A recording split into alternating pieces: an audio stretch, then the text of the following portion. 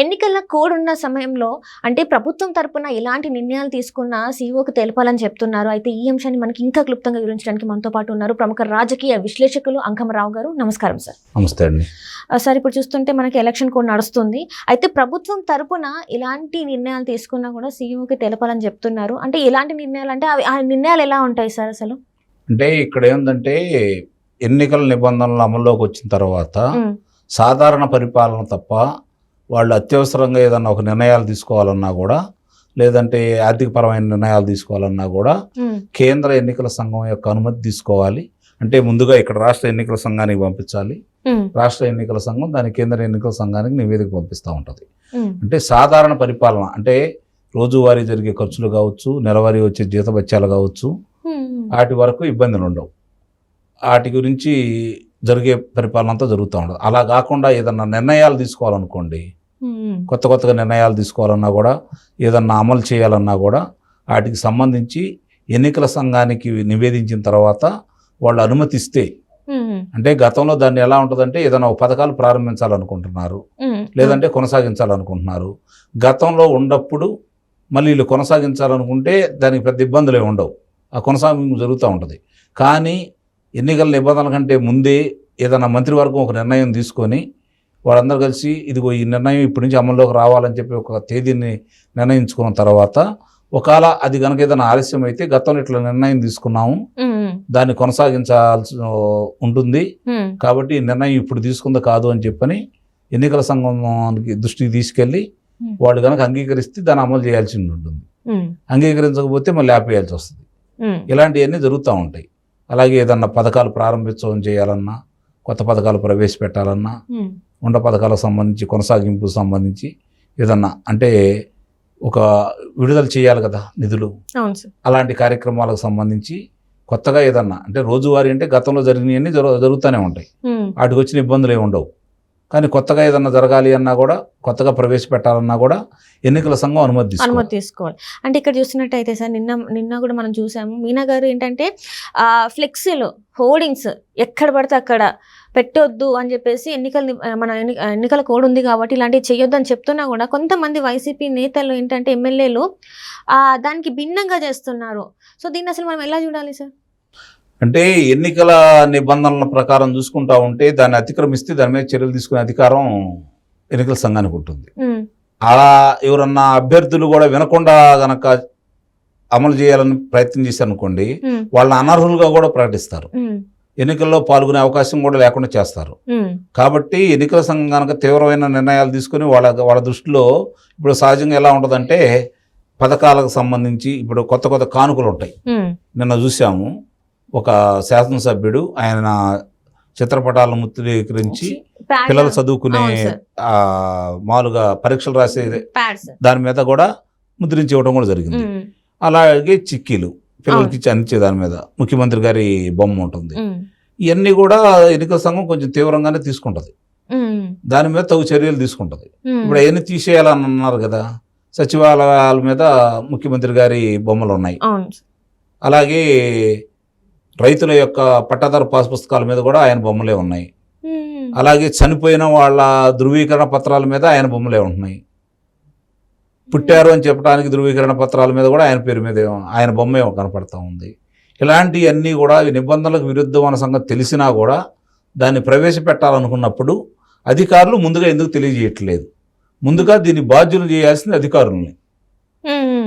ఆ శాఖాపరమైన అధికారులు అందరి మీద కనుక చర్యలు తీసుకుంటుంటే మిగిలిన వాళ్ళు అర్థం చేసుకొని దూరంగా ఉంటారు. ఒకటి దానికి విలుసుబాటు కలుగు చేస్తూ ఉంటే ఇలాంటి విపరీతమైన పరిణామాలు జరుగుతూనే ఉంటాయి. దీనికి తగు చర్యలు తీసుకోవాలి అంటే వరుసనే ఒక క్రమంలో చూసుకోవాలి. మీరు జోగి రమేష్ గారు క్రైస్తవ మతస్థులందరితోటి కలిసి కూర్చొని ఆ కూటమిలో ప్రార్థనలు చేయించండి, గెలిపించండి, మన జగన్మోహన్ రెడ్డి గారిని గెలిపించాలని చెప్పని క్రైస్తవ ప్రార్థన జరిపించాడు ఆయన. వాళ్ళ కానుకలు ఇవ్వడం కూడా జరిగింది. అలాగే ద్వారంపూడి చంద్రశేఖర్ రెడ్డి గారు, మరి వాళ్ళిద్దరు కూడా ఎన్నికల్లో పాల్గొనడానికి అర్హులు కాదు కదా. అదే అంటుంది, దాని మీద చర్యలు తీసుకున్నప్పుడే ఎన్నికల సంఘం మీద ఒక నమ్మకం ఏర్పడుతుంది. అలాగే మతపరమైన అంశాలు కాబట్టి, అవి మతపరమైన అంశాలు ఉండకూడదు కాబట్టి, ఒక శాసనసభ్యులు ఒక మంత్రి గారు ఇద్దరు కూడా దాంట్లో పాల్గొన్నారు కదా, ఉమ్, కాబట్టి వాళ్ళ మీద చర్యలు తీసుకోవాలి కదా. ఉమ్. అలాగే వీరు మేనత్త గారు, జగన్మోహన్ రెడ్డి గారు మేనత్త గారు విమలారెడ్డి గారు. విమలారెడ్డి గారు, ఉమ్, ఆమె వివిధ సంఘాల అంటే ఈ క్రైస్తవ మత పెద్దలందరిని కూర్చోబెట్టుకొని వాళ్ళకి భారీ బహుమతులు ఇచ్చేసి వాళ్ళతో సమావేశం నిర్వహించేసి క్రైస్తవుని గెలిపించాలని చెప్పని ప్రబోధం చేస్తున్నట్టుగా కూడా మనకి సాక్ష్యాధారాలు సహా బయటకు వచ్చినాయి. అవును సార్. మరి అలాంటి వాళ్ళ మీద చర్యలు తీసుకోవాలి కదా. ఏ విధమైన చర్యలు తీసుకోవాలంటే దీనికి అందరికీ ప్రేరేపితం అవుతుంది కాబట్టి అసలు ఈ పార్టీని ఎన్నికల్లో ఉంచకుండా ఎన్నికల్లో పోటీ చేసే అర్హత లేకుండా చేయాలి. అప్పుడు కానీ మిగిలిన పార్టీల వాళ్ళు భయపడరు. ఉమ్. అంటే వీళ్ళు ఇష్టానుసారంగా చేసే అధికారం ఎక్కడ ఉంది సార్? అంటే ఇప్పుడు ఇంత ముందు అంటే ఉంది, ఇప్పుడు ఎన్నికల కోడ్ వచ్చిన తర్వాత ఎన్నికల కూడా. కోడ్ రాకముందు అయినా సరే మతపరమైనటువంటి కార్యక్రమాల్లో వాళ్ళు చేయకూడదు. అలా ఉమ్, దాని మీద చర్యలు తీసుకోవచ్చు. ఇప్పుడు ఆ డబ్బులు ఎక్కడి నుంచి వచ్చినాయి విచారణ చేయాలి కదా. అవును సార్. దానికి ఈడీ వాళ్ళు కూడా రావాలి కదా. ఉమ్, ఎక్కడి నుంచి ఈ డబ్బులు వచ్చినవి గుర్తించాలి కదా. ఎవరిస్తున్నారు? విమలారెడ్డి గారు ఇచ్చారా, లేకపోతే ఎవరి ద్వారా పంచుతున్నారు ఆమె, ఉమ్, లేకపోతే జో రమేష్ గారు ఇచ్చారా, ఆయన సొంత డబ్బులు ఇచ్చారా? సొంత డబ్బులు ఇస్తే అవన్నీ లెక్కలు చెప్పాలి కదా. ఉమ్, ఉమ్, లేకపోతే చంద్రశేఖర్ రెడ్డి గారు, ఉమ్, ఇలా వాళ్ళందరూ కూడా చూసుకుంటా ఉంటే మనకి చాలా స్పష్టంగా అర్థమైపోతుంది కదా. వాళ్ళు ఎన్నికల సంఘం అన్నా కూడా, ఎన్నికల అధికారులు అన్నా కూడా, లేకపోతే కేంద్ర ఎన్నికల సంఘం ఏదన్నా చెప్పినా కూడా వాళ్ళకి అసలు లెక్కే లేదనేది అర్థమైపోతా ఉంది కదా. ఉమ్, వాళ్ళు చేయాలని వాళ్ళు చేసుకుంటున్నారు. అన్ని పార్టీల వాళ్ళు కూడా అవకాశాలు కలగజేస్తున్నారు. ఉమ్, వీళ్ళు కొంచెం విపరీత ధోరణిలో ప్రవర్తిస్తున్నారు. ఉమ్. అంటే ఎన్నికల నిబంధనలు అందరూ తొంగలో దొక్కుతున్నారు.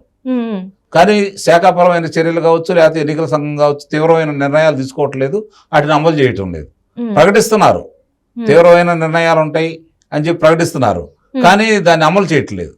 ఉమ్, ఉమ్, అమలు చేసినప్పుడే అదుపులో ఉంటాయి ఇలాంటివన్నీ. ఉమ్.